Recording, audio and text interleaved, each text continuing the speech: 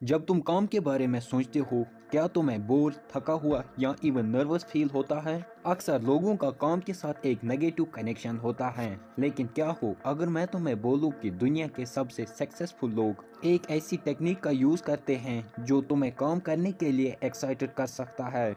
मैं खुद इस टेक्निक का यूज करके दिन के 14 घंटे तक काम करता हूँ और इस वीडियो के एंड तक तुम भी ये सीख जाओगे। काम क्या है? सिंपल टर्म्स में काम का मतलब है एक सीक्वेंस में एक्शन लेना, मतलब अपने आप को चीज़ों को करने के लिए मजबूर करना।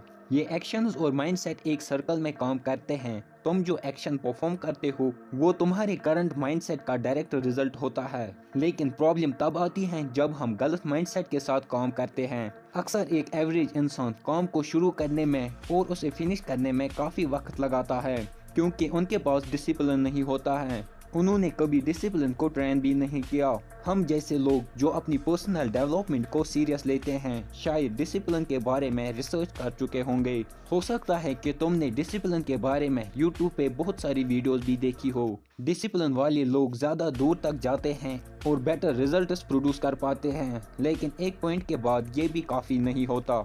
अक्सर हम ऑटो पायलट पे काम करते हैं, ये सोचते हुए कि ब्रेक्स के टाइम हम खुश होंगे, लेकिन दुनिया के ग्रेट लोग इस तरीके से काम नहीं करते। तुम्हें सिर्फ डिसिप्लिन चाहिए, तुम्हें अपने काम के साथ एक पॉजिटिव कनेक्शन चाहिए।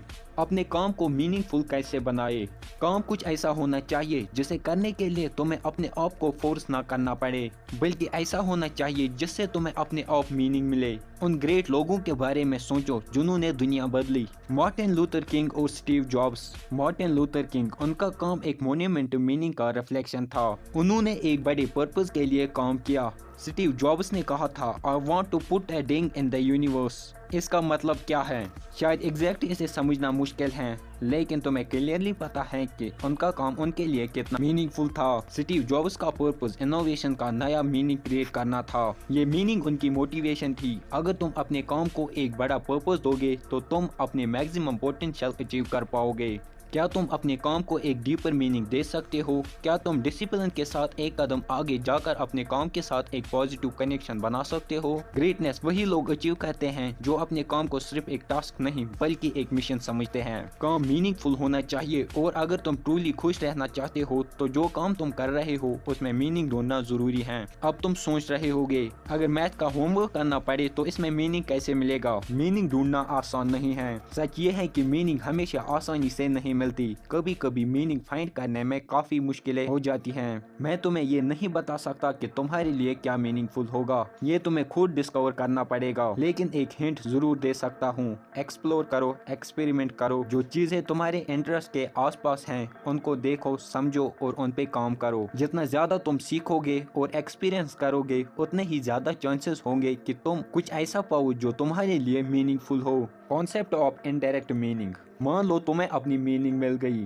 तो भी लाइफ में हर काम डायरेक्टली उस मीनिंग से रिलेटेड नहीं होगी। सोचो, अगर तुम्हें होमलेस लोगों की हेल्प करना मीनिंगफुल लगता है तो मैथ का होमवर्क कैसे इससे रिलेट करेगा? यहाँ पर इनडायरेक्ट मीनिंग का कॉन्सेप्ट आता है। मैथ का होमवर्क तुम्हें बोरिंग लगता है, लेकिन उससे कंप्लीट करने के बाद जो फ्रीडम तुम्हें मिलेगी वो तुम्हें मोटिवेट कर सकती है। होमवर्क खत्म करने के बाद तुम अपनी मीनिंगफुल काम पर फोकस कर सकते हो। इस कॉन्सेप्ट को मैं तुम्हें और अच्छे से समझाता हूँ।